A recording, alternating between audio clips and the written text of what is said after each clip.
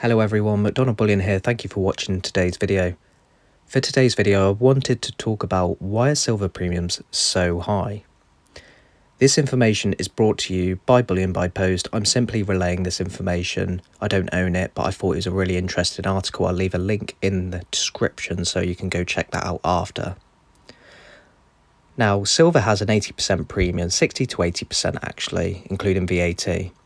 And that's expensive, but why is it? We'll take a look. So firstly, I wanted to talk about the mining and refining cost that it comes with silver.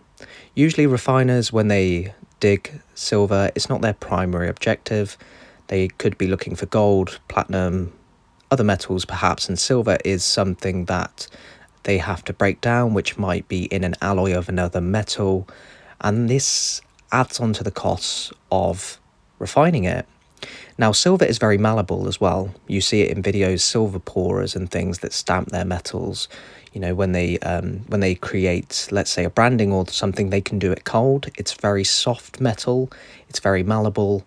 It can be easily damaged and things like that. So what they do is they do something called work hardening, and this makes it a little bit less malleable. So it can't be as easily, broken or when you drop it, changes shape, etc. It just goes through a bit of a hardening process, so it hardens the metal ever so slightly. Now, this costs money, and it's also the fixed costs with production as well. You've got to think about when you're striking the coin, dyes, packaging, insurance, things like supply, paying the staff, delivering it across the world. I mean, silver, especially in the UK, is going to come from South America or other places. I don't entirely know whether the US has a lot of silver mines. I'm sure they do, perhaps China and places like that. It's got to come from different places, and it's gonna cost a lot of money to ship that, especially to Europe and the UK. Now, when you look at the production cost of the coin, let's say 1 ounce silver coins, let's say each coin costs around about a £5 production cost. For all those things I just mentioned, split down between however many coins they've made. Now, per coin, £5 on a coin, let's say a 1 ounce gold coin, is not very much. It's about 0.3% or so. It's not a very much premium compared to how much gold you're getting. Now, you compare this to a 1 ounce silver coin for, let's say, the melt value is currently around about £20 or $25, just under $25. This adds an extra 20% onto that, which is a premium, 20% premium on top of that melt price.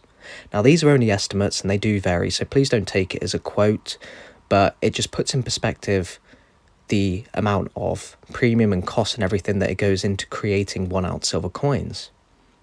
Now, it would vary, but it just shows why it's so expensive. Now, of course, you've got the VAT and the dealer's cost, the dealer's prices that they put on to make a little bit of money, and the VAT for the government as well, so they can obviously keep their services and things going, because it's under legislation, taxes.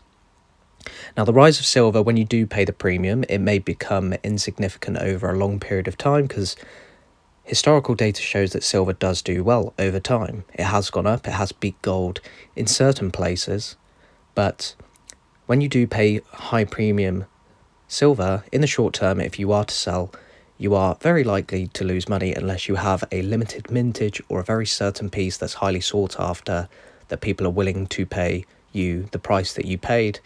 It depends, but it's not usually for bullion.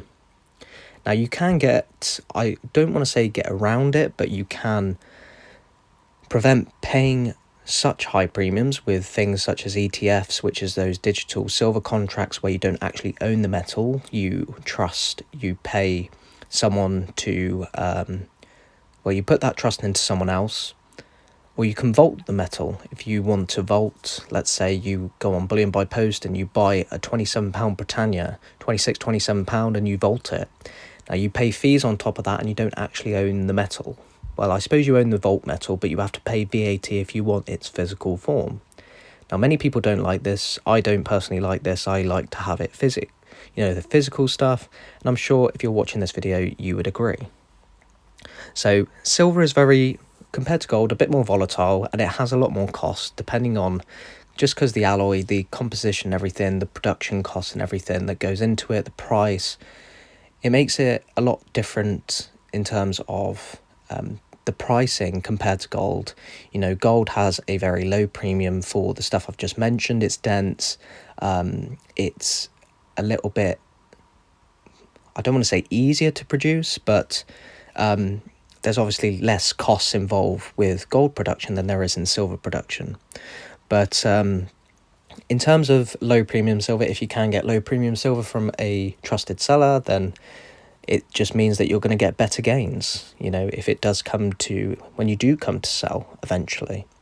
But I hope you enjoyed today's video. I hope you enjoyed learning about why silver is so expensive, why the premiums are so high.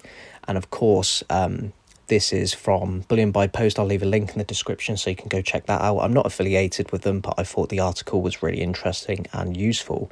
So I'd like to thank you all for listening in on today's episode. If you do want to learn more about gold and silver, if you do like me talking about it, you can support the channel by subscribing, liking the video, leaving a comment, and then there is extra bonus points if you do hit the notification bell so you don't miss any of my future videos. And we have a 1,000 subscriber giveaway being announced shortly as well.